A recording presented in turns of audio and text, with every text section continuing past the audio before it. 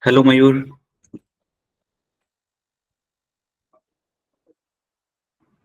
Can you hear me? Yes, I can hear you. Okay. I hope So I'm we will wait for a 5 minutes, then we can start the session. okay. No worries, no Okay. worries. Yeah. That's perfectly fine. Hello. Hello. I think we have to start the session. So because others will join by 1 or 2 minutes, so we can start now. So today is a great session with Mayur. So thank you for joining us. The audience is enough, I think, and. I am introducing Mayur. So this session is basically on a caste, critical caste in India and UK. What experience he will share his experience. He is currently in UK. So this session will deliver into the comparative landscape of Dalit studies in India and abroad.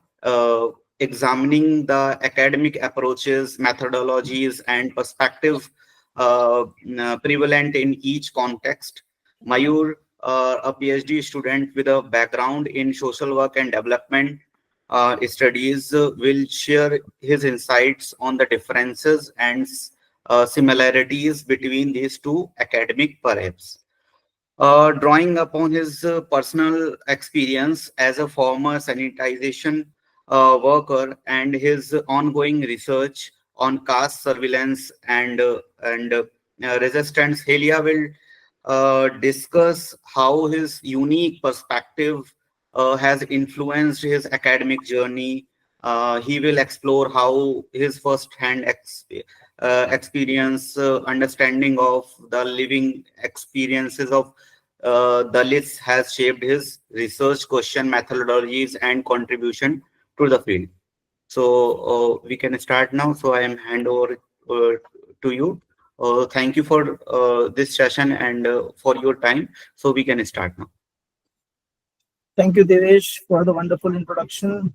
Uh, Thank you, everyone, for joining. My name is Mayur Helia, as Devesh already introduced. I'm a PhD student in Lancaster University in human geography.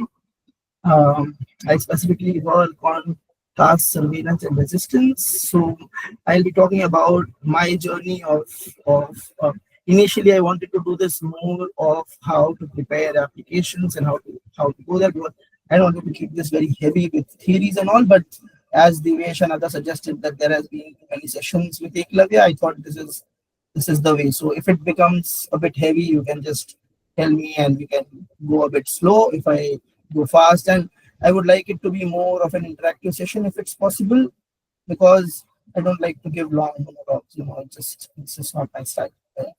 I feel it should be more where you keep asking. So feel free to ask even when I'm speaking. That's completely fine. Even Devesh can take some questions. Even I can take if you have some at that point or even later. That's completely fine. No, so let's start with some heavy stuff on.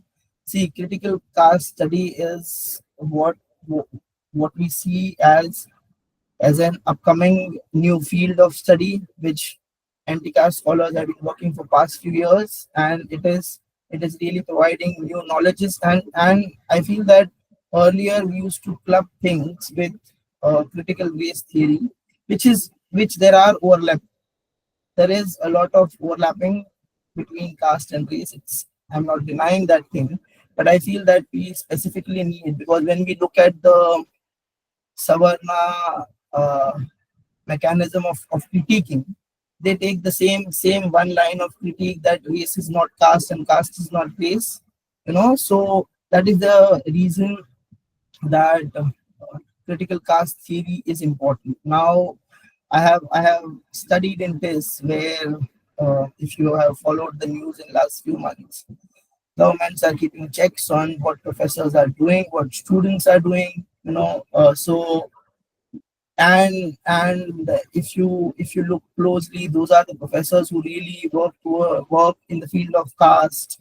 you know they are specific towards working on specific topics, and there has been uh, like the interview of an anonymous professor, seeing how not just the funding but also what you are doing is being tracked by the government. And there is a long thing of how when I was in Tata Institute of Social Sciences, how I could do more things, and how when someone who I know is there and there are less liberties, professors are asking more stick to specific topics, not being more critical. So that is one difference that I see has been coming. There are a lot of things where um, government taking our institutes and the whole freedom of what you do and what not has been going on here, which I feel is not outside. Because when I study in UK, more critical, more better. That's how their approach is, and it is not that there is no pressure, there is nothing, but there seems there I feel personally that I can do what I really want to do without hesitating, without being cancelled, or without having any fear of what I want to do. So that is what one major difference is. So social work gave me some base of understanding caste and how caste works, because in my master's thesis I worked towards exploring my own caste history, through because most of the Dalit communities don't have uh, written histories. It much goes from the oral history. So that's how my interest grew towards exploring caste. And that's what I also tell people, that critical caste study is not about looking at Dalits or other backward caste, or the entire what we speak as Bahujan diaspora. It is also when we talk of when a Savarna wants to study caste, they should start from their own house, because that's where casteism starts happening. We are the one who are getting affected by it in cities, in villages. In cities, it's more subtle. You can it needs more critical lens to explore, but in villages, it's still rampant. So So I try to explain or say to people that if you want to study caste, you should start from your own house, your own community, because that's where the casteism is because that's where the research gap is. That's what everything goes to, like, where is the research gap? So that's where the research gaps are, because those are the gated communities where Savarnas live, and we actually don't have access to that places.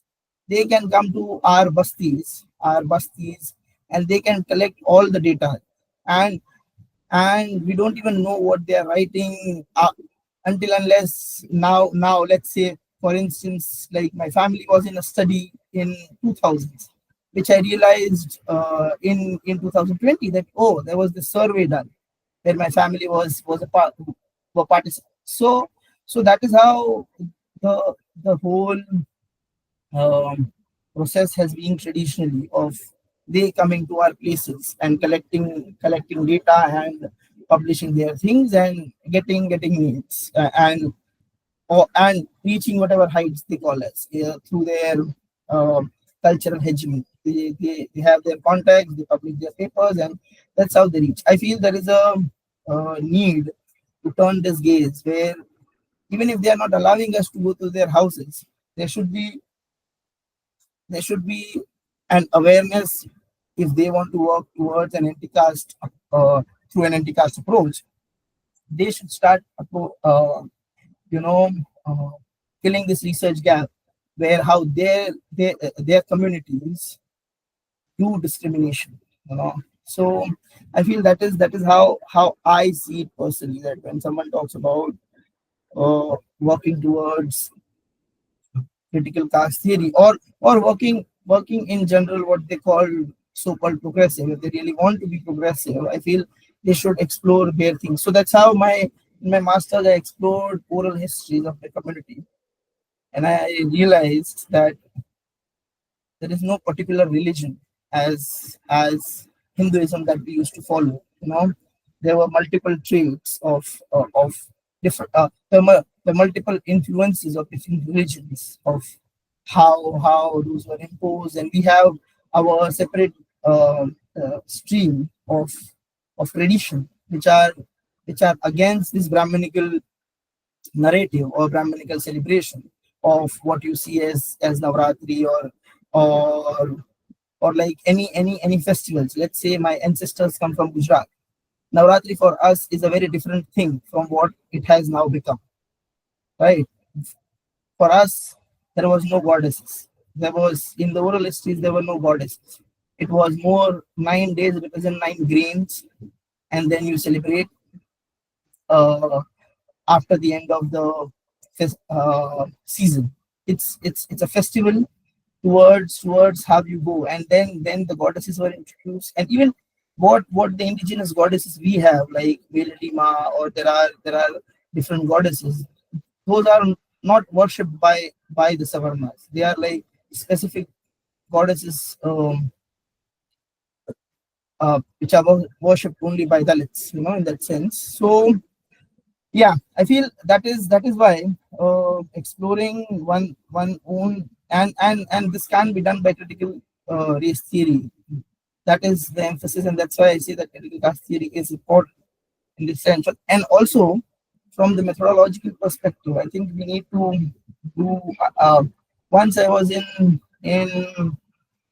this doing my uh, MPhil in development studies, and I just made my methodology like just giving interview, just doing this. At that time, I was working on Safai Karamachari. I have been one. So one of the professors who was from Dalit and Tribal Studies asked me, "Mayur, why do you need to collect data, or why do you want to uh, go in the field and look for things that you already know?" And that's when it clicked that through methodologically, the Savarna methodology have always taught us that go and think of your positionality. Whereas when I go to UK, there is more where people are working in what is called as autoethnographies. More people want different voices from the marginalized caste, marginalized race to speak up, to talk, and there is no judgment, which I see in the Indian academia, where there is a constant questioning uh, of your positionality, of, oh, you might be biased towards your own people. I think an oppressed can't be biased. Um, it is rather a person writing their own story, their ancestors' own story, and a person should have right about that, because all the studies, most of the studies, I won't say all, sorry, uh, have been where privileged castes write, Savarna writes about Dalits. Now I think in last few decades, Baba Sahib made the change. In last few decades, more and more Dalits are writing their own stories, and the recent thing of how Shelly Japai won this fantastic award. And if you go in the vulgarity of caste, she talks about the concept which were never talked about, something called as Samaj mentality, which is very interesting. So if you have a chance, please read. She also talks about what Brahmani morality, which is a very interesting concept. So if you have time, and if you want to go deeper in understanding how caste can be in the center and should be in the center to understanding the Indian diaspora, that's what I think uh, Dr. Pike has done in her fantastic work. So yes, I feel um, that is how one professor asked me, that is more that we need to find our own methodologies rather than sticking to what is already given or what is already there. Because even when I went to the UK, there is more where they focus on co-production, participatory approach, So there are more approaches uh, which are towards exploring, or rather I'll say towards giving voices to the communities and to the people who were historically not who historically did not have voice. So I think that is what has been a, a trade. And also there is a famous thing which is going around, which is, see, I am in that sense, uh, in the feeling that as from marginalized caste, we should take all the opportunities. That's what I feel. You might have a different opinion. For instance, in subaltern studies, there is hardly any Dalits because we maintained our fair distance, and because Mukta Salve had written in like 1850s about how caste works, and in like 1980s a woman comes and writes can subalterns. So who is the subaltern? First question, and then it goes. So the point here is, I feel that there are more concepts. If some of you are thinking of applying out, look towards things like decolonization, you know, and try to make your proposal towards how caste and decolonization works. Of course, decolonization is also a very, what I'll say, controversial word, especially in the South Asian context. But I feel that there is gap, and students should write something, because otherwise, again, these opportunities will be again taken by Savarmas and they'll write caste and decolonization. So I feel that students from marginalized castes should bring their unique perspectives from the community, should bring unique ideas, because we we know uh, honestly how much gaps there are. Because if you see, uh, in this whole thing of an outsider and insider, we know historically how and what has gone. We have oral history, we have community as in, so I think that that is a huge knowledge base for us, which we used to not acknowledge, we used to not understand. But I think now we should look into how we have our own stories, how there are research gap in telling our own stories itself, rather than looking at the at at what they're like already existing things, what people are working. So I feel uniqueness is one thing that people abroad look into. And now with celebration of things like Dalit History Month and everything, there is awareness which is spreading. So more universities, I can feel, are looking for first generation who are from Dalit, who are Dalits or tribals. They are looking for such students. That's how I got my admission. So I feel that there are opportunities, though they are less, and there is a lot that we lack in terms of cultural capital as compared to what Savarnas have.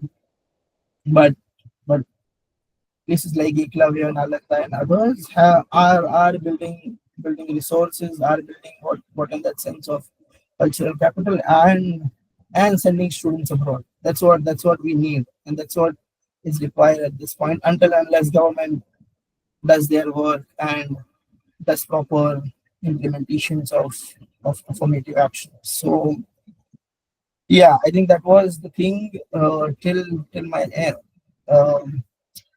MPhil and the methodological thing. So what I am doing is something called as community research approach. Where I take people from the community and I try to understand how everyday resistance, James Scott's concept, and uh, how it works with the rising surveillance that is being imposed on sanitation workers. So I specifically look at Bombay, but if you look, there is in Nagpur, if someone is from Nagpur, sanitation workers, like smart watches are imposed on them, which is as per Article 14. It's right.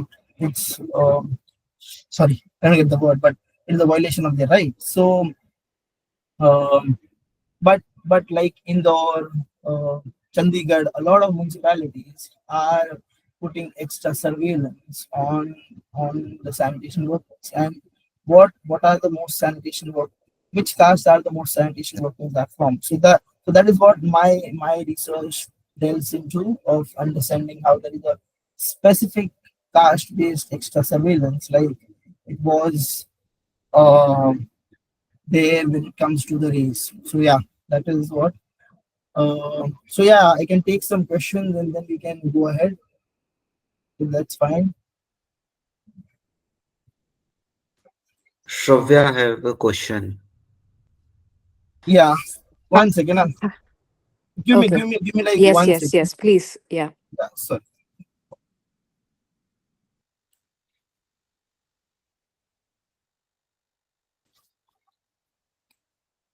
Yes, sorry for interrupt. Sorry for the small interruption. Yes. Hi, Mayur. Thank you so much for giving the talk and giving us like theoretical insights into what we can look at. But I'm afraid that my question is not really about, like theories that go into the proposal. I was more sort of interested because my research interest doesn't lie there. I'm doing something else. I was more interested in sort of understanding what you were saying your university experience was in terms of like how you found your current professors. I mean, I felt like you somehow indicated that you find your current research experience and the way that your professors now treat you was different from how Savarna professors probably in India have treated you. um, and I also sort of experienced that. Like I moved for masters before, and now I'm trying for PhD. And I felt like there was a certain kind of liberation that came with the fact that I was not recognized by my caste anymore, and there was certain respect given to me as a student when I went there. I mean, although I was considered a global South student, but there was still an intellectual weightage that I felt I got when I was not in India. Um, the reason that I'm asking you to sort of elaborate on your experience is because I'm trying to understand if it is something shared or not. Because in the last session that we had, I think it was quite discouraging the way an experience abroad was framed for a student from the global south. And I'm wondering how you're sort of um, yeah, looking at your university experience in the UK. Oh, okay. Thank you for your question. Can Devesh or someone tell me what happened last time? Some like just of what was the experience, if you know, or I can just share mine. Last session was basically on from the UK professor. One professor was there, so he was telling like if you want to pursue your PhD and some if you know better English, like some examinations will be there. So if you don't have better marks in IELTS and other, so you can go through another that is something I am not exactly what Oh, no, I no, no, no. I got what you saying. are saying. I got Yeah. the gist. Thank you, Devesh. So yeah, see, first thing, let me tell you, I have given IELTS 3 times. Sorry, what is the other? TOEFL, right? I had given 3 times. One time was very bad because I was not doing anything. So you don't need to be afraid. Second time I gave, I had low score in MCQs. I am since childhood. I am afraid of these choices. It's just very difficult for me. So I got less marks, and then Lancaster University provided me extra funding to give it one more time.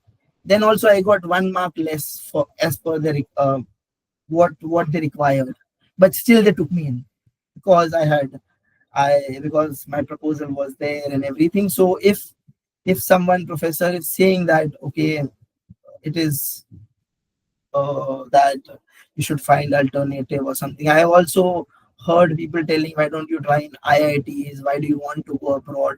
I feel the experience is more liberating there in terms of studying. In terms of education, it's way different. You are treated as someone who is wanted there, as per like in India.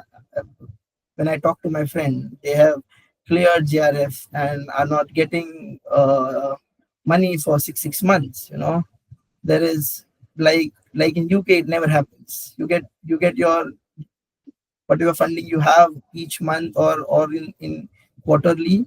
So there is hardly any delay there. So I feel that is one thing. And this English exam is what even I was telling in the UK in one of the sessions, that it is more to keep marginalized caste group out of the thing, you know, because I feel that knowledge, they have the requirement, but I feel it shouldn't be the requirement that you should have this particular marks, this particular numbers. And also, if you see, let me give you more insights on the background and how my marks were.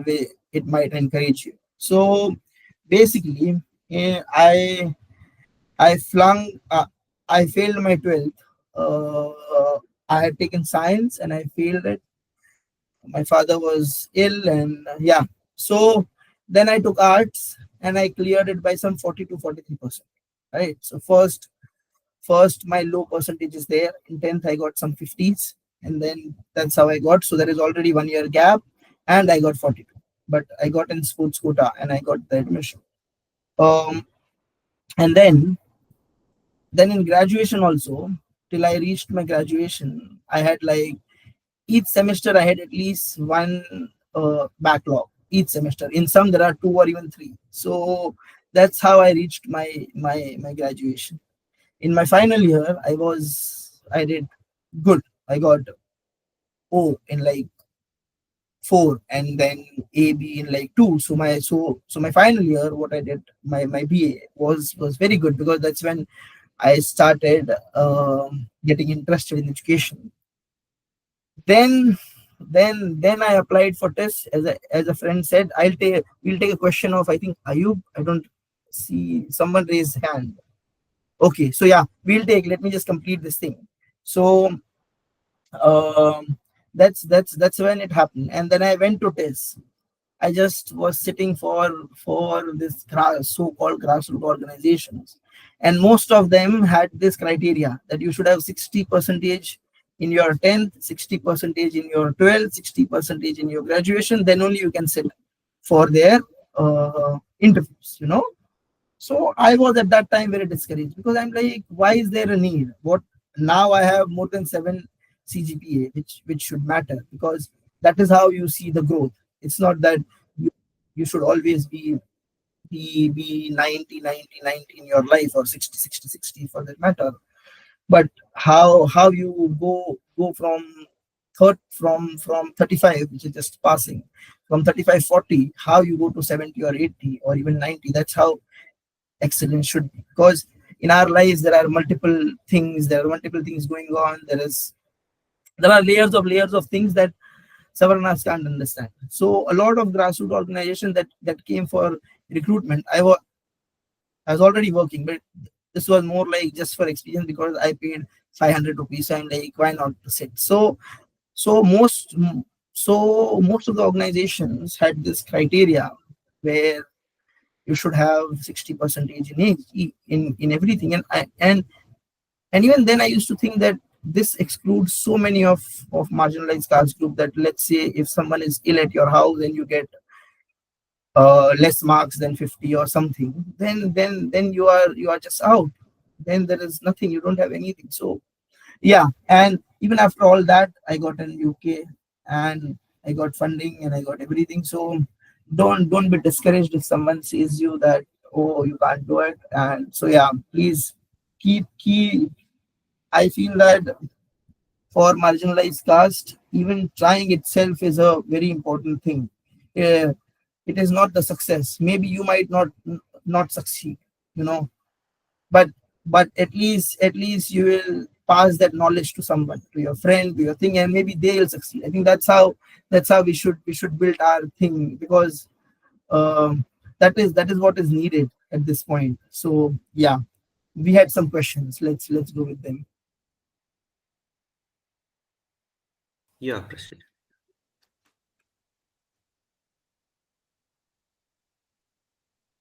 Do anyone have You're on mute. questions? I think you are on mute. Yeah. Okay. Am I audible now? Yes, yes, yes. Okay. I'm really grateful for your insights so far, but I would like for you to touch more upon the point you mentioned about words to look out for in like a professor's description, research interests. Basically, you mentioned decolonization and looking out for other such words, which brings me to a bigger question that I've had a hard time with in terms of even starting an application, because finding a department firstly to apply to has been the biggest hurdle, and second being professors to reach out to. uh, I do want to work on caste. That is the center of my work that I want to do, but it also has to do with something as niche as music. So things get a bit complicated, which makes it very difficult for me to figure out whom to approach and what departments to. Because I come from a comparative literature background, while in bigger universities abroad, things like castes are mostly worked on in like departments of either anthropology or mostly like um, departments of I'm forgetting the name now. No, Global. no, no. That is completely fine. Let me give my insights on that. See, firstly, I feel that if you want to start from the department thing, right? In PhD, especially in UK, in my experience, department don't matter much, because I was more interested in sociology. I got in human geography. It's kind of a similar field, so I feel that is in my case. So you first find the professors, because that is what important. That is what is important. That if you have some professors who is, let's say, and it shouldn't be specific towards music. Let's say if the person is doing either music or caste, right? You approach them. And if the person is solely, see, also, like, when we go in music is of different type. Like, I I forget the name. तो एक डुबाने वाला music होता है और एक उभारने वाला music होता है. We come from what is called as the उभारने वाला music. So that's what specifications you need to look of what style you are going. And sometimes you can just write to everyone, right? If you feel that, okay, this is the thing, you might write to 10 professors, and don't get discouraged if you don't get reply from 6 7, right? It's completely fine. There is no harm. I had written to more than 10 professors, so it's fine. There is no way of that every professor will reply you. It's completely fine. Just email your thing and just forget it, because I know it gets in your head and you get discouraged. So that is one thing. um what did you ask? Ask more. Let's- yeah, about which department. See, I think your study can go in sociology, your study can also go in Mhm. human geography. It's the point that how you want to study. For instance, how, let's say, vulgarity of caste, what I think, I'm a fan of it and I've read it more than once. So she talks about the Lavani experiences, right?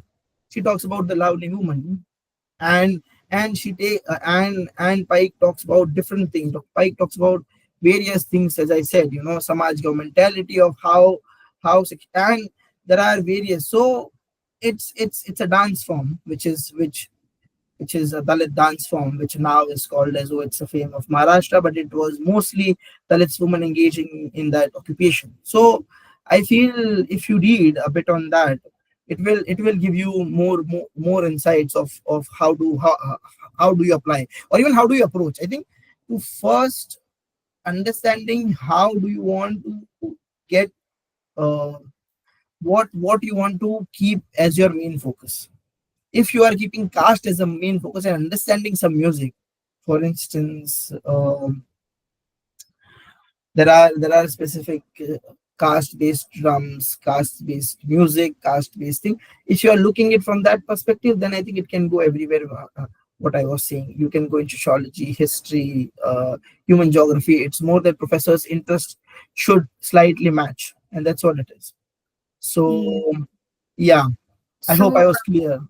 you were. It did help a bit.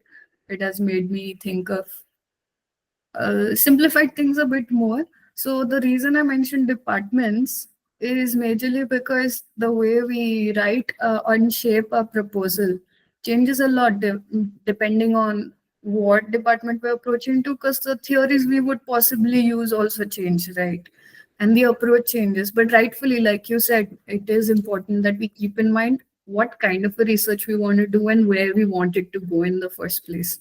So while I finally decided to work on caste in music, basically Ambedkarite music. It became difficult for me to how to like figure out to approach this in the first place. Like I could either go to ethnomusicology, which is like a whole different ball game. I don't have a background in like technical music stuff, Mhm, and so it becomes it's a bit difficult for me to even figure out how to approach this from which mhm. angle, academically. Yeah. No, I think once you form your questions and once you make, let's say, some mind map, concept map, right? I think it is not an overnight thing. Once you make some concept notes, once you prepare your questions, let's say three questions, three objective. Once you have that outline, work on that outline. Give yourself a fair 3 4 months. Don't push yourself like, oh, it should be happening in 1 week. No, it's not gonna. Sometimes you are just doing something, or let's say you are listening a music like A for Ambedkar, and then you get a click, oh, I was missing this. So I think give yourself some fair time. And even after your proposal got, like what I had proposed, my study, I think 50% of it I had to throw out because it was too broad topic. So when you go there, you have to narrow, you have to speak specifically, you have to, so don't worry. I think, see, the main objective should be to get in the university. One of my friends said, once you get in the university, you might be doing cast or something. Do fish, do dinosaur, doesn't matter. You are in the university now. Because you have that protection of university. You are inside that gate. So you can do all the alterations when you are inside, right? But you can't do that from outside. So that's why I'm saying use words like decolonization, because that's what is the catchy thing. Do things towards climate change. What See, we are the people from marginalized caste who care most for the climate, but no one actually writes, because our each way we have to save water, we have to save money, and of course the intersectionality of class comes. But historically, like if you look at even Dalits and tribals, there is um, a long history that we have been preserving things. Our songs are about preservation, our song. And now in the global this thing, climate change or something related to climate is burning. So use all the opportunities to get in. There is uh, you don't need to be feel guilty, feel this, because that's what Savarna do. you know Savarnas work in their uncle's organization and put like 6 months of internship. Their whole application is also outsourced. So don't feel guilty, don't feel this thing. Write whatever is selling, but also have good knowledge of the thing before you speak. You can't just, let's say, if they have an interview and if you are using something, some concept or something, you need to connect it with your theory when you are explaining. Let's say if you have three questions: what concepts you are using, how you are connecting it with theory. If you are unable to explain that, then there is no going forward. What they really want, you need to understand that one university is like an industry, like in the industry niche. You want to show, you in the interview, they want to know what you will be an addition to in the university. And this is what is UK, US, all are like mostly private universities, right? So they will see their benefits, that what you are giving to the university, what new, what different. And so I think see it from that perspective. Initially, when I used to write my proposal, I used to write, I'm a first generation Dalit learner, this. Then one friend who helped me immensely in my applications said that always put your research thing first. Keep this thing for last, right? Because they don't care about this. What they care and what they want to read is what is your research about. This is important to highlight. It is not now when there is when there are people there thinking and talking about caste and different things, they do consider it, but they consider it if your thing has weight, if your questions, if your what you are doing has weight. So I feel always start writing your SOPs and everything with what you want to, how how you will be useful for the professor, how you will be useful for the university.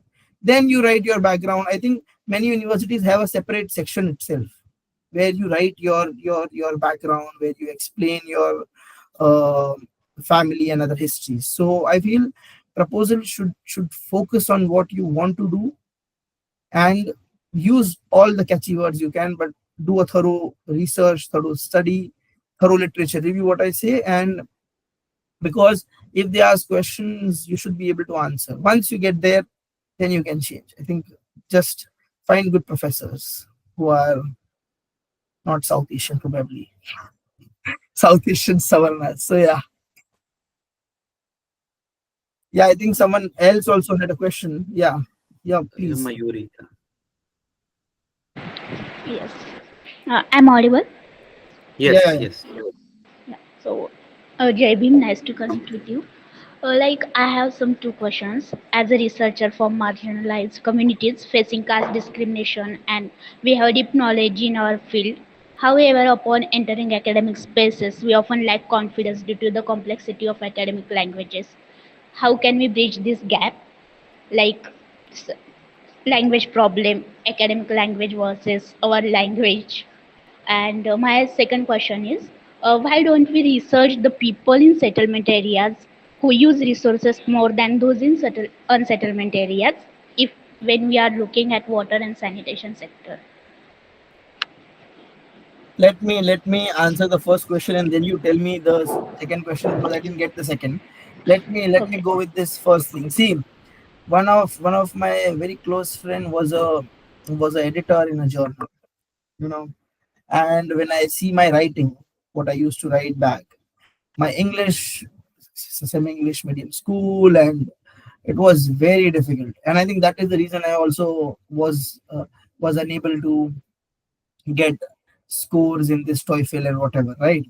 So because the base was not really strong, I learned most of my English in my university, right? So when we talk of the academic language, it is difficult. It is designed in that Savarna sphere where you use big jargons, where you use things and concepts. No, concepts sometimes are fine, but the explanations you use, the language should be high. And when you say, is there an escape or how do we approach? I feel that more language much better. And never get uh, discouraged when someone corrects your grammar, right? It's just fine. Some people are just like many people have constantly talked on my grammar that, oh, it's not this, it's not that. And sometimes, most times, it's discouraging. So don't get discouraged. Even when you write, keep writing. I feel that if I send you my writings, let's say 4 years ago, you might be, and that time I was in my MPhil, right? And my writing had so many mistakes, so much things which my friend helped to edit, to do things, so I feel that we need to build people around. And I think that's why Eklavya and other things are other organizations like Nalanda are important, that we should have friends who can proofread, who can help us to learn rather than mocking in that sense of correcting our English. So I feel that knowledge is the most important thing and not the language. But we should never stop learning the language, because as Baba Saheb and everyone had talked about, that we should have one common language like English, where we can exchange our ideas, because Mahatma Phule wrote in Marathi, Periyar. So all different languages, they have great knowledge, but but if there is one standard thing, let's say like English, that's why when, if conceptually we talk of decolonization, if we take away English, we all will be writing our experiences in our regional languages or our languages, and then you won't know what I am doing and I won't know what you are doing, in that sense, or what operation is happening with you. So this one language has given us a platform where we can share each other's knowledge, and there can be mistakes. Even I have seen thesis and tests where there were a lot of grammar mistakes. So I think grammar mistakes are not at all counted when big universities take your thing, because now with AI and everything, you put your thing in, and in chat GPT or other things, just for for checking the language and everything, it can do. There are many things for checking your languages. So I think that is an answer for the language of how to write this academically, or even the basic language like English. How do we work towards building it? And like one of my professor used to say, the more language you know, the much better it is. I think that is how we need to approach, because there is always like, oh, do you know Marathi, do you know Gujarati, do you know this, do you know this? There is always going to be this loud noises outside. So we need to learn as many languages as we can for our benefit. So yeah, what was your second question? I'm sorry, I was not able to Yes, go. yes. So thank you for your answer. My second Great. question is like, if we are looking water and sanitation sector, as are you doing research in this sector? So if we are reading like Mukul Sharma book, it's caste and nature. Their perspective as a researcher is too different. Like why everyone a researcher coming from upper caste, they always do research on the unsettlement areas and marginalized community.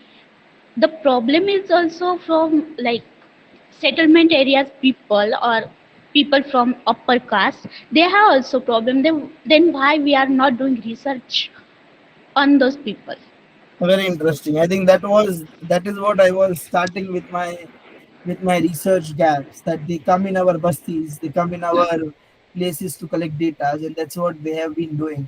They should uh, fill this research gap by understanding caste in their gated communities, in their high rises, in their, let's say, if there is a villages, in their villages, where the well, where the anganwadis are in the center, and we live on the outskirt of the same thing. So so what you are saying, I completely agree that, they historically, they do this, in my understanding, to hide what their ancestors have done. They present their data, then put class. They say, oh, class is the main reason. I think hardly there is anyone who talks that caste is the main reason. In Savarna, I'm saying, not in the anti-caste scholars who are from the community. I feel most of them try to look it from, oh, class lens. It is because of the class that they are in the poverty. They are doing this work. But I feel that uh, caste should be kept in the center, to understanding sanitation, water, to understanding almost everything in South Asia, because caste is in the center. But what this our academics have done for pa- past more than 100 years, they have just focused more towards complicating things. For instance, this whole subaltern speaking thing and all, right? It's just they want to be the victim. They oppress us, but in the West, they want to be the victim. They write about racism. They write about, oh, how they study about racism and how they were affected, because that is what they sell. And that's why I say that use whatever you can is going in the trend to get in the universities, right? because that's what Savarna do. Savarna very well, they have all this writing agencies, this editing agencies and everything, who check their SOPs, who check everything, and that's how they get in.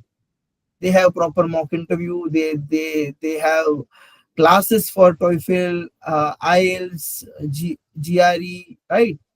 So I feel that is how this whole nexus works of them, and that's why they always come to our places. Whereas I feel if anyone who wants to work on caste should start with their own community, of how, if they are marginalized, how they are marginalized and by whom they are marginalized. If they are Savarnas, how do they discriminate? First question I only give. How do you discriminate? How do you become rich? How do you have ancestral properties? So I think that is what when we talk in the larger sense should be, should the researcher should do. But of course they don't do like that. They like coming to our bastis to collect data and make us subject in their studies, so yeah. Good evening sir. Sir थोड़ी सी मुझे क्या है कि research paper लिखने में problem होती है, English weak है, बट ये सारी चीजें हैं सर. काफी मतलब ट्राई करता हूँ इम्प्रूव करने की, बट नहीं हो पाती. गिव अप कर जाता हूँ, फ्रस्ट्रेट हो जाता हूँ और रिसर्च पेपर लिख नहीं पाता सर. तो थोड़ा सा ये भी प्रॉब्लम है. और दूसरा क्वेश्चन ये था सर, जैसे अगर मैं फॉरेन यूनिवर्सिटी में पीएचडी के लिए अप्लाई करने की कोशिश करूँ तो उसके लिए क्या क्या जरूरी है? वैसे ग्रेड भी मेरे उतने अच्छे नहीं है. मास्टर में 56% है, यूजी में 60% है. तो आप मुझे थोड़ा सा गाइड करिए. Thank you. हाँ, देखो ये सेशन उससे लिंक तो नहीं है, बट मैं आंसर जितना दे सकता हूँ उतना दे पाऊंगा, है ना. तो पॉइंट, पहली बात तो मार्क्स मैटर नहीं करते हैं. हाँ, एक इंग्लिश लैंग्वेज आपको सीखनी पड़ेगी, क्योंकि वहाँ की वो बेसिक लैंग्वेज है ना. उस लैंग्वेज में आपको पढ़ना है. तो रिसर्च पेपर में डिफिकल्टी हो रही है. देखो बहुत सारे एआईज है, मैंने जैसे कहा, मुद्दे होने चाहिए. We need issues that material होना चाहिए, है ना, कि हमारे पास वो है. बाकी लैंग्वेजेस के लिए देयर आर, क्या कहते हैं, मल्टीपल थिंग्स. अगर कॉन्सेप्ट्स है, आइडियाज है, रिसर्च गैप्स है, तो फिर वो हिंदी में भी हो, फर्क नहीं पड़ता है. बट अगर बाहर जाने की इच्छा है तो इंग्लिश जरूरी है, क्योंकि वो वहाँ की लैंग्वेज है. जैसे आप जहाँ जा रहे हो, तो आई थिंक दैट वो सीखनी पड़ेगी. बाकी रही बात कि प्रोसेस कैसे करना है, तो वही प्रोफेसर्स ढूंढो. अगर आप यूरोप में अप्लाई कर रहे हो, तो अगर आप समझो कॉन्स्टिट्यूशन लॉ में अगर मुझे सर यूरोप में करना है, और जैसे क्या है कि अब मिडिल क्लास फैमिली से हैं, तो लोन हमारी जैसे लिविंग एक्सपेंसेस, फीस वगैरह कितना चार्ज होता है लमसम, और लोन लेना क्या फीजेबल आइडिया रहेगा पीएचडी के लिए? क्योंकि अब स्कॉलरशिप भी नहीं मिलेगी इतनी लो ग्रेड पे, तो इसलिए थोड़ा सा मेरे मन में ये सवाल. नहीं, ऐसा कुछ नहीं है कि पीएचडी नहीं मिलती है. डिफिकल्ट है. जैसे मैंने कहा 10वीं में मुझे कुछ 52% थे, 12वीं मुझे कुछ 42% थे, और उसमें 1 साल का गैप भी था. मैं एक बार फेल भी हुआ था. ग्रेजुएशन में भी मुझे कुछ 4 या 5 सीजीपीए थे टोटल 6 सेमेस्टर की. मैं भी सर फेल हुआ हूँ ग्रेजुएशन और पोस्ट ग्रेजुएशन में, 1 साल का बैकलॉग लेके. तो वो मेरे लिए थोड़ा सा है प्रॉब्लम. तो नहीं, तो उससे मुझे लगता है उससे डिमोटिवेट होने वाली कोई बात नहीं है ना. आई फील मेरा भी सेम एक्सपीरियंस है, बट कीप ट्राइंग. आप कहते हैं ना, अगर अपना स्कोप जो है ना, जैसे पहले मैं जीआरई की तैयारी कर रहा था, है ना. अगर आपका जीआरई निकल जाता है फॉर इंस्टेंस, तो यूएस में आपको ज्यादातर यूनिवर्सिटीज जो है, अगर आपका 310 के आसपास ऊपर स्कोर हो जाएगा, तो समझिए आपका इंग्लिश बढ़िया नहीं है या बेहतर नहीं है. मुझे लगता है इट्स गुड, बट और या आपका मैथ्स गुड है ना. तो अगर आपने एप्टीट्यूड टेस्ट में जीआरई निकाल लिया, तो आप यूएस जा सकते हैं. वहां पे मोस्ट यूनिवर्सिटीज स्कॉलरशिप जीआरई के साथ ही दे देते हैं, है ना. पहले मैं वही के लिए ट्राई कर रहा था. तो ऐसा नहीं है कि आप बस यूरोप तक सीमित रहे. आप यहाँ भी ट्राई करिए, तो आपका स्कॉलरशिप उसके साथ ही मिल जाती है. वो बात अलग है, आपको मास्टर्स और वो फिर से करना पड़ेगा, एक साल का मास्टर्स एम फिल, लेकिन उतना कर लेंगे क्योंकि अगर पैसे दे रहे हैं तो देन इट्स फाइन। अगर यूके में कर रहे हैं तो फिर आप देखिए स्कॉलरशिप्स है ना, बहुत सारी स्कॉलरशिप्स अवेलेबल है। इंडिया से इतनी उम्मीदें नहीं है, और अगर यहाँ की एनओएस निकल भी आती है ना, वो बहुत कम पैसे देती है वहां पे सर्वाइव करने के लिए, ऑनेस्टली, है ना। अगर वहां की स्कॉलरशिप है वो आपको ऑलमोस्ट डबल पैसे देती है, पूरे डबल तो नहीं बट समझिए, और मैं ऑलमोस्ट कह रहा हूँ, तो 30-40% जो है यहाँ से ज्यादा पैसे ही वहीं मिलते हैं, बराबर है वहां के स्कॉलरशिप से। तो कोशिश करिए कि वहां की स्कॉलरशिप हो, है ना। अगर अगर अगर आपका इंग्लिश थोड़ा वीक है जैसे आप कह रहे हैं, तो यूएस ट्राई करिए, और साथ में इंग्लिश को बेहतर तो करना ही पड़ेगा एज आई सेड। लेकिन अगर आपकी मैथ्स ठीक है तो जीआरई अगर आपने निकाल ली है, बराबर है, तो वो जीआरई आई थिंक 2 साल तक वैलिड होती है। तो फिर आपके पास टाइम है आईएलटीएस या टोएफल निकालने का। जहां तक मैंने सुना है आईएलटीएस इज इजियर, तो I think then that is the thing. और इसमें ऐसा भी नहीं कि आपको इंग्लिश आना चाहिए, आईएलटीएस निकल गई उनका हो गया ऐसी। मैं ऐसे नहीं कह रहा हूँ कि क्या कहते हैं यहाँ वहां से थोड़ी थोड़ी इंग्लिश सीखनी है, इट्स इतनी इतनी डिफिकल्ट एग्जाम भी नहीं है। तो that is an overall thing. बाकी तो रिसर्च पेपर में आई थिंक देयर आर, आप दोस्तों की हेल्प लीजिए, आप ऑर्गेनाइजेशन रहेगी एकलव्य या बाकी है वहां, या आप हिंदी में भी लिखिए, I think there is no, I think उसमें कोई इशू नहीं है। लेकिन अगर आप बाहर का सोच रहे तो इंग्लिश जरूरी होगा, बिकॉज वहां की तो yes. Okay, thank you. Thank you so much sir. Ayub have a question, I think. Yes. हाँ, गुड इवनिंग। मेरा भी यही क्वेश्चन है, मुझे भी ना मैं एमकॉम में मेरे को .50% आया है। मेरी आवाज आ रही है क्या? जी जी। मेरा डॉट है ना 50% आया। अगर पीएचडी मुझे करना है तो ऐसा परसेंटेज क्राइटेरिया उसमें कुछ भी नहीं है ना? अरे मुझे नहीं देखो कैसा है ना, परसेंटेज का क्राइटेरिया मोस्ट यूनिवर्सिटीज में नहीं होता है। जैसे मैंने कहा है कि मुझे भी परसेंटेज में इतने कोई बेहद बेहद भयंकर अच्छे नंबर नहीं आए हैं। मैं 40-50 के आसपास रहा हूँ, खाली मेरे मास्टर्स में अच्छे नंबर आए हैं, लाइक 7 सीजीपीए और उसके ऊपर। हाँ, और एमफिल मास्टर्स, हाँ, लेकिन मेरे बैचलर्स तक मेरे सारे मार्क्स वैसे ही है। तो I think it is more कि आप में नॉलेज क्या है, आप में क्षमता क्या है, दैट्स व्हाट दे सी इन, मतलब वेस्ट में वो वही देखते हैं कि क्या आपके प्रोजेक्ट में दम है, क्या क्या क्या आप पीएचडी कर पाओगे, है ना।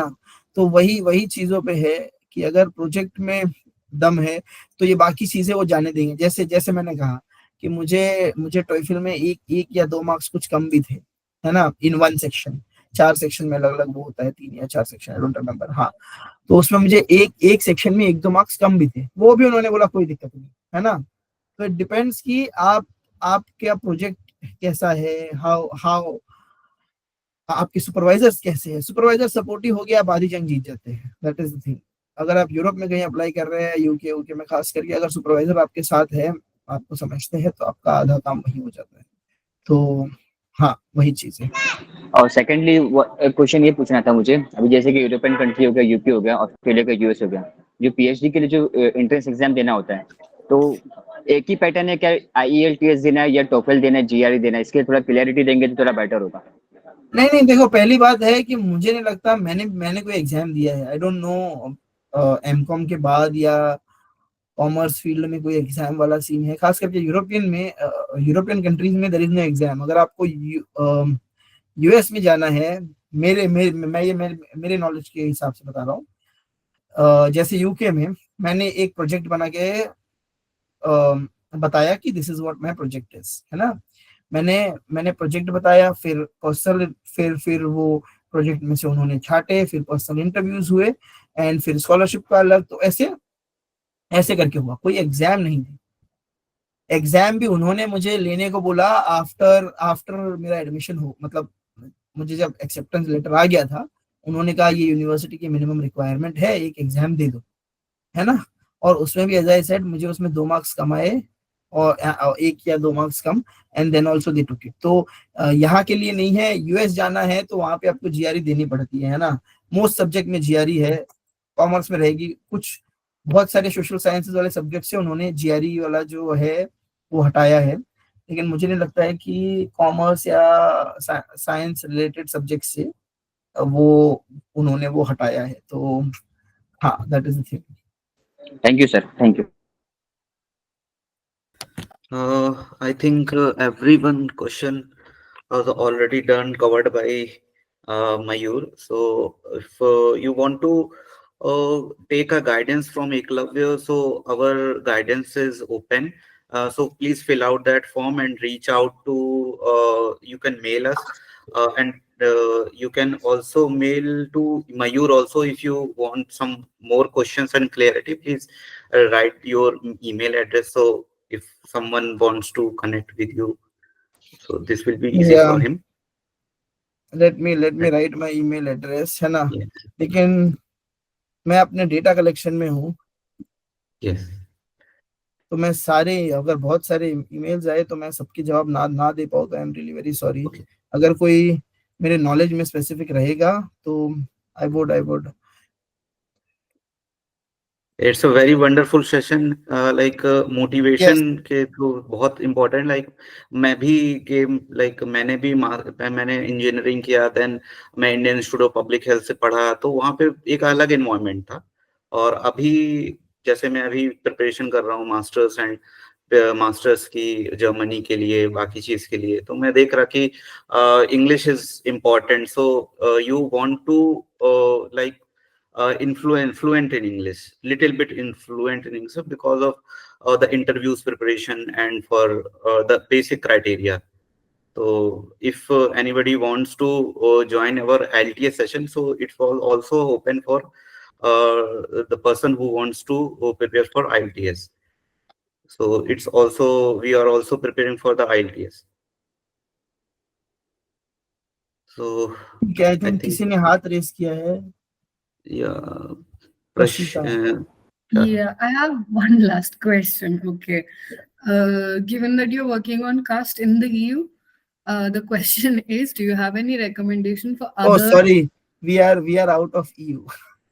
I mean, yeah, my bad, Brexit and all. No, But that's given that you are in no, Europe, yeah. I was wondering if you have any recommendations for other scholars also working on caste in Europe and other universities where more such work is also being done, similar work being done. Similar. See, I You need mentioned in the very beginning about there being work being done on critical caste studies now, right? Like yeah, there is. making of critical caste theory.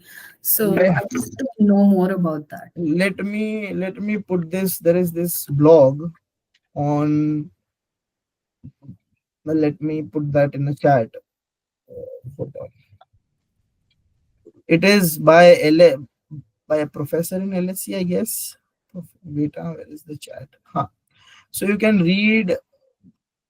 So, and if you want like specific universities, I feel Sheffield University is good, and there are a few people. Manchester University is good. In Lancaster, there are few, but if you have good, see, whichever university there is a good professor who has an understanding of caste, go with them, right? Whichever university, I feel, London School of Economics, then even Oxford. So in there is York is also good. So there are a lot of universities. When you look, if they have people who are working on caste, people who are uh, engaging like how I did. There's a professor in Lancaster who used to work on caste and religion, right? So then a friend said, oh, so find people, and he himself was from marginalized caste. There are a lot of people even from, as I said, from privileged caste. So how I look is like, is there someone from marginalized caste working on caste?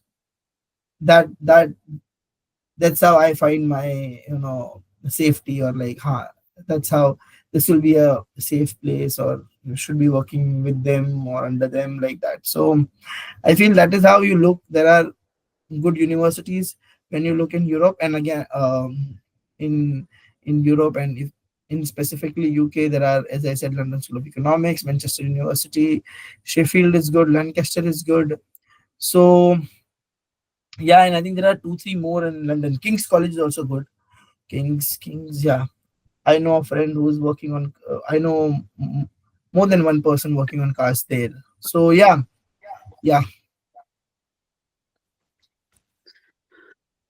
Sir So I think, yeah, Shankar. Sir जैसे PhD आप कह रहे हैं कि foreign से master करने के बाद फिर पीएचडी में अप्लाई इधर से डायरेक्ट नहीं कर सकते क्या पीएचडी? नहीं, ऐसा मैंने कब कहा? मैंने नहीं कहा है, सॉरी। थोड़ा इस तरह समझा मैंने दिया। नहीं, मैंने अपना मास्टर्स और एमफिल दोनों यहीं से किया है, मुंबई से, टाटा इंस्टीट्यूट से। तो ऐसा कोई रिक्वायरमेंट या मैंने ऐसा मेंशन भी नहीं किया है कहीं, आपने शायद गलत सुन लिया होगा कि ऐसा कोई जरूरत नहीं है कि वहीं से मास्टर्स करो, है ना। तो बहुत सारे लोग डबल मास्टर्स भी करते हैं, लेकिन अगर आपके पास अच्छा वर्क एक्सपीरियंस है तो वो काउंट करते हैं। आपने अच्छे ऑर्गेनाइजेशंस के साथ काम किया है या आपके पास लिव्ड एक्सपीरियंस है तो वो काउंट होता है। और वही है कि उसे हमें अच्छी तरीके से आर्टिकुलेट करना चाहिए। आप जैसे, मैं आपको एग्जांपल देता हूँ, हाँ मैं आपको एक एग्जांपल देता हूँ कि एक कोई सवर्णा है जिसने कुछ 2 दिन या 4 दिन की अपने किसी अंकल के एनजीओ में इंटर्नशिप की होगी। अब वो किसी अच्छे राइटर के पास जाएगा, है ना, उस पे वो आधा पेज इतना डिस्क्रिप्टिव लिखेगा, और क्योंकि किसी रिलेटिव या इसकी है तो 6 महीने वाला सर्टिफिकेट भी मिल जाएगा, है ना।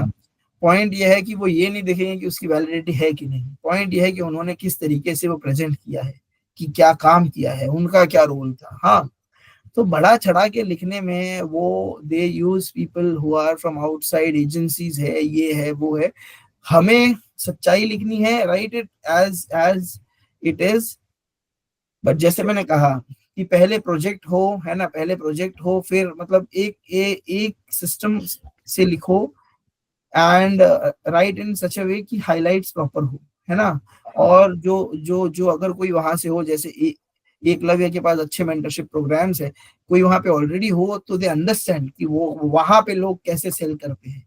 जैसे मुझे पता है, मैं कुछ लोग आते हैं, एप्लीकेशंस है, समझता हूँ इतने मतलब कहते हैं ना, इतना बड़ा चढ़ा के लिखते हैं, right, about themselves, while what we do, हम मार्जिनलाइज कास्ट और यहाँ से आते हैं और हम अंडर प्ले करते हैं, वो ओवर प्ले करते हैं भयंकर। हाँ, कि वही है मार्जिनलाइज, वही उन्हीं को सारी दुख दर्द पीड़ा जीवन में उन्हीं लोगों ने देखे हैं, और हमने देखे होने के बावजूद we just avoid things which are major, जो शायद वहां उनको वो शायद प्रोजेक्ट से कनेक्ट भी हो जाए और लिंक भी मिल जाए। तो दैट्स व्हाट इट इज, कि हमें अंडर प्ले नहीं करना चाहिए, जो है वो लिखो, बट वही है कि क्रिस्प लिखो, फिर वही नहीं कि पूरी कथा ही लिखे कि हाँ ये इस तरीके से हो रहा है। Project is the centre.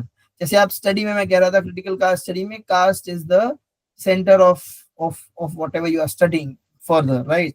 अगर आप एप्लीकेशन लिख रहे हो तो आप क्या करने वाले हो, आप क्या यूनिवर्सिटी, आप क्या उन्हें देने वाले हो, ये इंपॉर्टेंट है। आपकी चीजें भी इंपॉर्टेंट, इट्स नॉट कि नहीं है, लेकिन जो उसका सेंटर ऑफ अट्रैक्शन होना चाहिए वो यही होना चाहिए, about your project, about your things. So yeah, that is the thing. Yeah. Okay, sir. Thank you. I think time is almost एक done. लास्ट क्वेश्चन पूछना था, पूछ सकता हूँ? Please, yeah. अरे मयूर सर, ये पूछना था मुझे, अगर यूके में अगर मुझे इकोनॉमिक्स और फाइनेंस से रिलेटेड अगर फेलोशिप करना हो तो इसके बारे में कुछ आइडिया देंगे, कहाँ से मुझे लिंक्स मिलेंगे और इंफॉर्मेशन मिलेगी? देखो, पहली चीज है जो हम, आप प्लीज म्यूट कर सकते हैं, पीछे थोड़ा डिस्टर्बेंस है, सॉरी। हाँ, सॉरी, नो वरीज। नहीं, मैं समझता हूँ, इट्स फाइन कंप्लीटली। देखो, पहली चीज है कि आप किस चीज पे काम करना चाहते हैं, उसके रिलेटेड प्रोफेसर्स ढूंढो, है ना। ये सिनेरियो है यूरोप का, अगर आप यूके में जा रहे हो, ये सिनेरियो है यूरोप का। सपोज आप यूएस में जा रहे हो तो ये कुछ मैटर नहीं करता है, जीआरई देनी है और चले जाना है ना। यूनिवर्सिटी मैटर करती है, प्रोफेसर नहीं। आप जब यूके में आते हो तो प्रोफेसर मैटर करते हैं, यूनिवर्सिटी शायद ठीक चल भी जाए, क्योंकि अगर प्रोफेसर का और आपका इंटरेस्ट मैच होता है तो यूएस और यूके का ये एक मेजर डिफरेंस है, बराबर है। तो आप पहले ये देखिए, इकोनॉमिक्स में करनी, इकोनॉमिक्स इतना बड़ा सब्जेक्ट है ना, इकोनॉमिक्स मतलब बहुत। तो पहले क्या स्पेसिफिकेशंस है, कौन से प्रोफेसर उस पर काम कर रहे हैं, एक लिस्ट बनाइए, है ना। फिर आपको क्या करना है, जैसे मैंने आई थिंक प्रशिता को बताया था कि देन मेक योर क्वेश्चंस, अपने 3-4 क्वेश्चन लिखो, ऑब्जेक्टिव लिखो, है ना, बेसिक बेसिक चीजें पहले पहले पूरी करो, कॉन्सेप्ट मैप बनाओ, पहले माइंड मैप बनाओ, हल्का फुल्का होगा, फिर देन उसे क्रिस्प करो, it will become a concept map, आपके दिमाग में क्लैरिटी आएगी। ये कॉन्सेप्ट मैप आपको देना नहीं है, it is more for your clarity. So that is what, it's a long process. ये आप कह रहे हो कि इकोनॉमिक्स में करना है, कैसे करिए, कैसे बताइए। देखिए, जैसे मैंने कहा, पहले आप अपना प्रोजेक्ट क्लियर अपने दिमाग में करिए, देन यू अप्रोच प्रोफेसर्स। अगर आपका प्रोजेक्ट ही हाफ बेक रहेगा, कोई प्रोफेसर रिप्लाई भी नहीं देंगे, I am really very sorry to say this, but अगर आपके प्रोजेक्ट में वजन नहीं है ना, तो प्रोफेसर क्यों अपना टाइम बर्बाद करेगा? उनके पास उधर ऑलरेडी बहुत ज्यादा प्रेशर है। ऐसा नहीं है कि वहां काम कर रहे हैं, उनको लेक्चर्स भी लेने हैं, रिसर्च भी करने हैं, है ना। तो अगर अगर आपके प्रोजेक्ट में दम है, तभी वो रिप्लाई करेंगे। बहुत सारे लोगों से मैं मिलता भी हूँ and all, they are like, यार this professor I know never responded, never did this. कुछ अच्छे प्रोफेसर होते हैं स्वीट, जो शायद बोल देंगे I am busy, I am this thing, बहुत सारे रिप्लाई भी नहीं करते हैं क्योंकि टाइम की कमी है, ये वो। ऑलरेडी उनके एक क्लास में 30 से 50 बच्चे होते हैं, उनका देखना, ऐसे कितनी ही क्लास, अपने रिसर्च प्रोजेक्ट चल रहे हैं वो संभालना, और ऊपर से आप ईमेल लिख रहे हैं, है ना। तो you also look at their perspective कि अगर अगर हमें उन्हें उनके आंख में आना है, तो project should be the highlight, project उनको समझ में आना चाहिए। ओके ठीक है, ये प्रोजेक्ट है, तो फिर वो उस पे हम आगे जा सकते हैं। फिर आई थिंक जैसे एकलव्य है, देवेश है, इवन राजू भाई है, इनके पास क्या कहते हैं, आप इनके पास भी आइए, they will also show you how to write your SOPs, कैसे करना है। So I feel it's a full process. मेरे को 1.5-2 साल लग गए, इट इज नॉट कि ऐसे ओवरनाइट नहीं होगा। मैं ये कहते हैं ना, एक एक वो कंसिस्टेंसी की जरूरत है कि रोज उठिए, रोज प्रॉपर बैठिए, अपने क्वेश्चंस शेप करिए, अपनी चीजें क्या क्या करना चाहते हैं वो करिए। तो ऐसे वो एक रात में नहीं होने वाला है कि सपोज आज आपने ये सेशन कर लिया, चलिए 4 प्रोफेसर ढूंढ लिए, उनको ईमेल कर दिया। मैं 90% कहता हूँ 4 में से आपको 3 रिप्लाई नहीं करेंगे, अगर अगर उस मेल में मीट नहीं है ना। तो that is the thing which I feel कि या।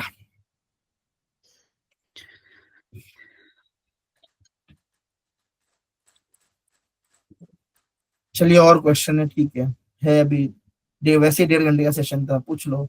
Sorry. This is not a question. Just I wanted to thank you for this entire session Oh because no, sorry, I'm not like mocking or something, I'm just saying I'm more than happy to take your questions, comment, anything। और हमारे पास है 12-13 minute, कोई issue नहीं है। Sorry, yes, continue, sorry for interrupting। No, first of all, I will thank you because the way you started with what to say, very humbly, giving so much of positivity to anybody, telling that from any level you can do anything. Even not getting through at 12th standard and then coming up to this level, it's not at all about marks. The way you told, it was so heartwarming. I should really appreciate you for that. Thank you so much for that. I really want some questions. I really wanted to know something regarding the 1-year master's program or some research oriented programs because when I'm trying for PhD, it's like the research knowledge or the experience I'm not having in my career. So I don't have exposure in that also. I have experience, but not in research field. So something on that 1-year academic on research courses, which can be also funded because I can't be I can't be funding it on my own also. So if I'm wanting to know something on that, if I can mail you, will you be able to support? I checked your mail ID, it was there. So yeah see, honestly, I'll not say मेरे को सब आता है because I don't know, right? This 1-year thing I never checked. If you ask me like about PhD something, I might help you. I'll not be even able to answer more like how do you apply for masters or even scholarships differently.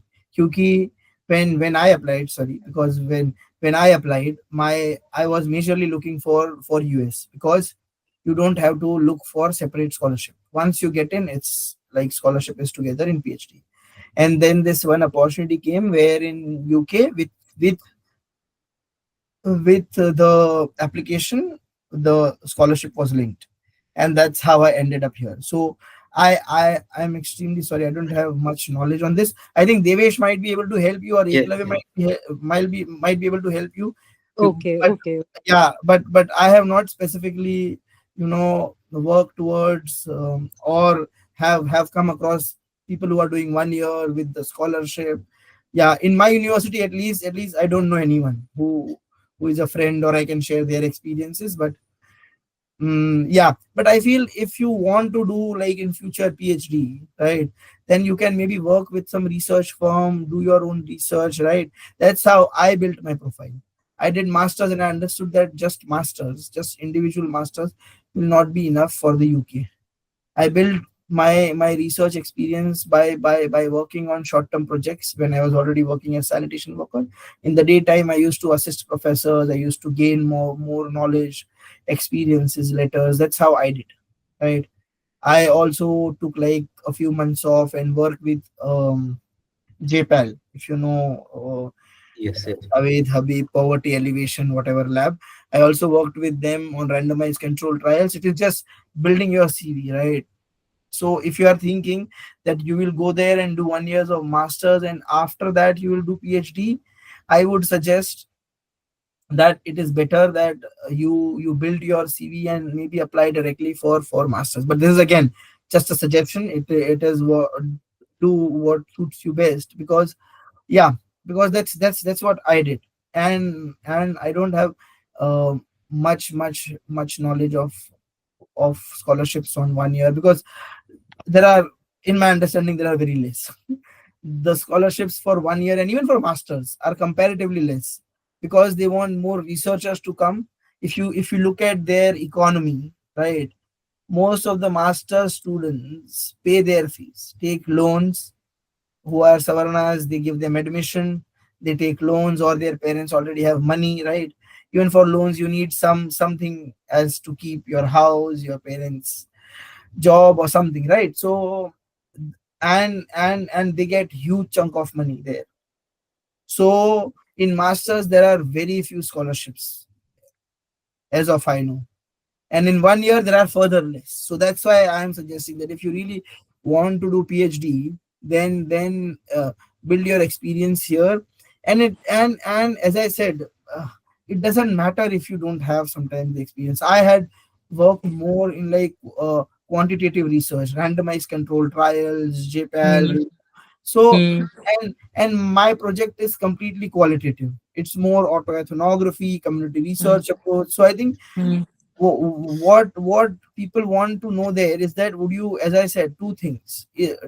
Does your project have you mm, connected it well with theory, and can mm. you do the PhD? Because PhD is a lengthy process. It's Exactly. 3-4 years.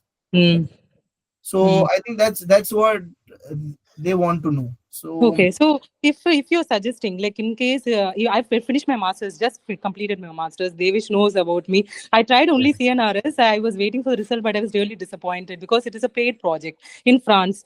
So I have an experience and exchange a program in Sciences Po Lille for 5 months. I'm from this only, development studies only. So the point is okay, now every application is open. As you said, it is open for PhD. I really wanted to apply. What is your suggestion without having any exposure in that? Research field and getting experience, do I can I apply with my proposal? um, definitely. See, I okay, think just don't get discouraged. Because okay. Mm, see it from this perspective, that mm, people who are applying, let's say, mm, like I know people who are in IIT Delhi and other places who applied for the mm, same project I am doing. They are mm, already in IITs, right, doing their PhD, mm, mm, mm, mm. but they didn't get an I got in. So if you are Okay. applying, you Mm, see in this way that some person will have more experience, more understanding, more good writing, and more work ex. You see, mm, mm, to, mm. to that field. So if you are in that sense that okay, you can take rejection, that's completely fine. But I Okay. will suggest, maybe if you work with some small organization, let's say if you Mm, want to work on education, or if you mm, want to work on specific field, if you mm, work with them for 6 months, a year, that will mm. give you more It will be that better. will More. yes, Mm, yes, that will mm, that will give you more And weightage. one more thing is, see, if the application what I'm applying now is like next year only, the like October, November only I'm joining. So that 1 year period also I can take for working and No, no, simultaneously. no, no, No, I should not no, do that. no. I am no, no, no. You can apply. See, what I'm saying is, learn the process. Put the Mm. applications, Mm. especially when there is where there are no fees for Okay. applications. Just put Mm. your applications. Mm. You will get rejection, get whatever. It's fine. By then, because see, you can't tell them that okay, this 1 year I am gonna work here. You need to work, Okay. then put in your application. Mm. Your Got it. application right now, you Mm. might be joining next year, but you can't Mm. say okay, for next 1 year I'll be doing here, and this is what the knowledge I'll gain, right? Mm. Because Got it. the application you write this year and the application you write after gaining the knowledge will be completely. Okay. So Okay. I feel you put in the applications just for Mm. the experience. Don't Mm. spend your money where it Mm. is 50 pounds or 100 pounds like application fees. Don't apply there. Okay. Your application is just to test it, and Mm. and be clear in your mind that this year you might not be selected anywhere, or even if they Okay. select, they'll say get your own scholarship or do your own thing, right? Mm. Let's say Mm. some small university will select and then say, oh, bring your own scholarship, we'll take you in, right? So then I feel that that is also not good. Oh, nice idea. Yeah, Mm. I feel that Mm. what you do, you test water, you look few professors, then in what field you want to work, Mm. you build in next 1 year, 1.5 year, Mm. and Mm. then start the application. Mm. And I think it would be more helpful, and you'll be able to get in. So yeah, Okay. Okay. Yeah. Thank you. Thank you so much. yeah, Thank you. no worries, no worries. Thank you. So I think time is over, and your uh, and Yeah. every question you have answered very well, and it's a very interactive session with us, and everyone's questions I think clear, and motivation is on the huge, and because you already from that background your low marks, and so many of them are rejection demotivated because of their language and from of lower grades. So thank you for this great session. So thank you. No, thank you for Getting, inviting. Thank you to Raju as well. Raju is a good friend. yeah, Thank you to Devesh for setting this up, and thank you all for joining. It was really nice. It was a good session. I enjoyed it. I was thinking of preparing like how I teach in the UK, a PPT. Then I thought, oh, leave it. I was already in that sense like it should be more of a conversation. This is not like where I teaching, want to right? be yeah. I don't want to teach here. So that's why it was really good interactive session. Thank you all for your questions, and yeah, have a have a good night. Yeah. Thank you Bye. for joining. Yeah, Bye. thank you.